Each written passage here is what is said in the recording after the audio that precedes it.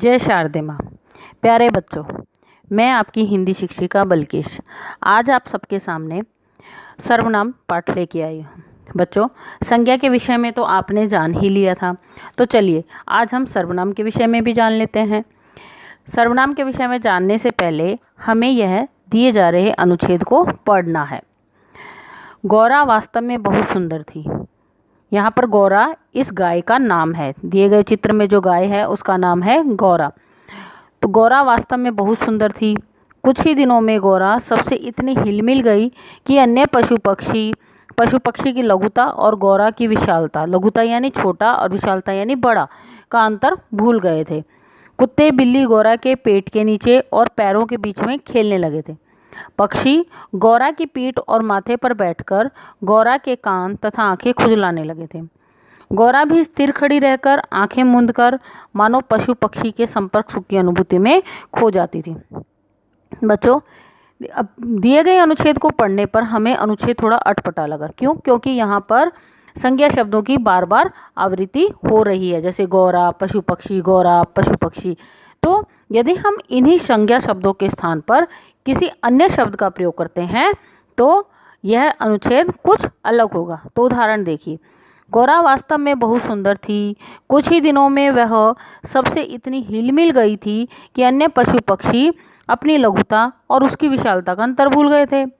कुत्ते बिल्ली उसके पेट के नीचे और पैरों के बीच में खेलने लगे थे। पक्षी उसकी पीठ और माथे पर बैठकर उसके कान तथा आंखें खुजलाने लगे। वह भी स्थिर खड़ी रहकर और आंखें मूंदकर मानो उनके संपर्क सुख की अनुभूति में खो जाती थी। बच्चों, ये जो कोई अन्य शब्द हमने बोले वो शब्द क्या कौन कौन से हैं?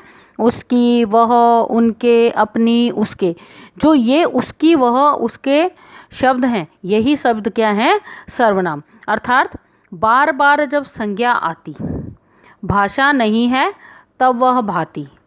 शब्द जो संज्ञा की जगह आते सर्वनाम है, वह कहलाते। अर्थात अगर बार बार शब्दों की आवृत्ति होती है तो वह भाषा हमें अच्छी नहीं लगती है। अगर उसकी जगह दूसरे शब्द आते हैं वही सर्वनाम कहलाते हैं।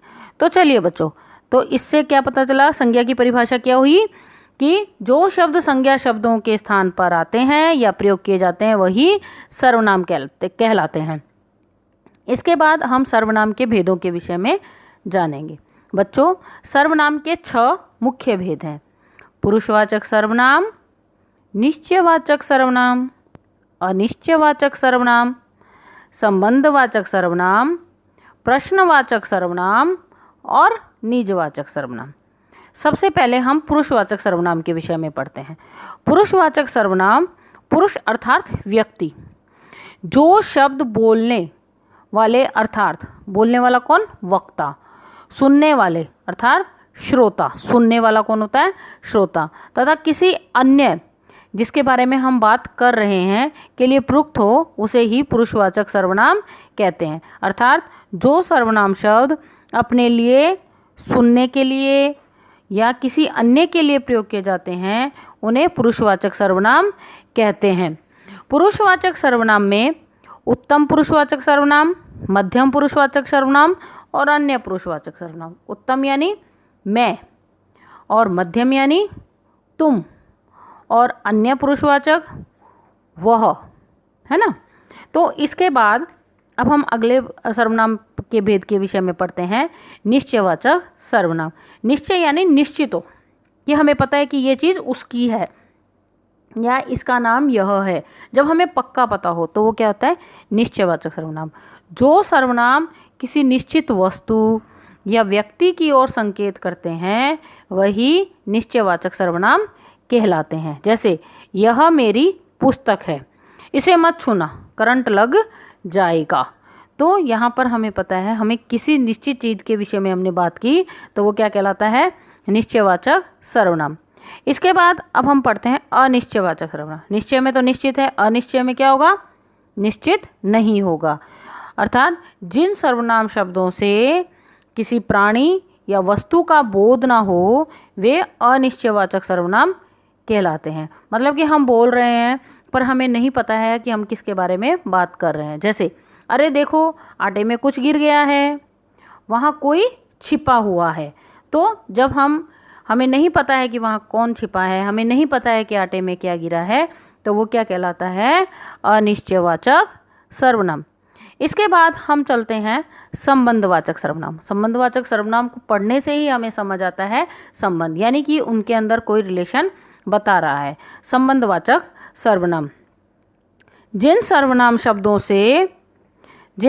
शब्दों से दो पदों के बीच का संबंध जाना जाता है उसे संबंधवाचक सर्वनाम कहते हैं। जो सर्वनाम शब्द वाक्य में आए किसी शब्द का उसी वाक्य के दूसरे संज्ञा या सर्वनाम शब्द से संबंध बताए वह संबंधवाचक सर्वनाम कहलाते हैं। जैसे कि जो मेहनत करेगा वह फल पाएगा, जैसी करनी वैसी करनी, जैसी करनी वैसी भरनी। अर्थात दो पदों के बीच में संबंध बता रहा है तो वो क्या कहलाएगा? संबंधवाचक सर्वनाम। अगला भेद है प्रश्नवाचक सर्वनाम, यानी जहाँ प्रश्न हो हमारे पास वो प्रश्नवाचक सर्वनाम कहलाता है। तुमने किससे सामान खरीदा? यहाँ प्रश्न है। तुम यहाँ क्या कर रहे हो? क्या प्रश्न है। तो जैसे अर्थात जिन सर्वनाम का प्रयोग प्रश्न पूछने के लिए किया जाता है उसे प्रश्नवाचक सर्वनाम कहते हैं। जैसे आज कौन आया है। अर्थात जो सर्वनाम शब्द किसी व्यक्ति, वस्तु अथवा स्थान के विषय में प्रश्न का बोध कराते हैं वह प्रश्नवाचक सर्वनाम कहलाते हैं। जैसे किसके साथ दिल्ली जा रहे हो? तुम्हें यह उपहार किसने दिया? अर्थात किसने, क्या, किसे, कौन कौन, ये सब क्या है? प्रश्नवाचक सर्वनाम है। इसके बाद अब हम चलते हैं निजवाचक सर्वनाम। निज का आप समझते हो, निज का मतलब मैं, अपना, स्वयं। तो जिस सर्वनाम का प्रयोग वाक्य में कर्ता के लिए होता है, यानी जो कर्ता कौन होता है? जो कार्य कर रहा है, उसे निजवाचक सर्वनाम कहते हैं। जैसे अरे छोटा बच्चा अपने आप चलने लगा। तुमने यह काम खुद करना है या तुम्हें यह काम खुद करना है। छोटा बच्चा अपने आप चलने लगा, अपने आप यानी स्वयं कर रहे हैं ना वो काम, और तुम्हें यह काम खुद करना है, तुम्हें वह काम स्वयं करना है। जैसे तुम्हें यह गृह कार्य स्वयं करना है तो तुम अपने आप ये काम करने वाले हो, तो ये क्या होगा? निजवाचक सर्वनाम। अर्थात हमें अपना काम अपने आप करना चाहिए, ये क्या होगा? निजवाचक सर्वनाम। इसके बाद अब हम कुछ सर्वनाम शब्दों के विषय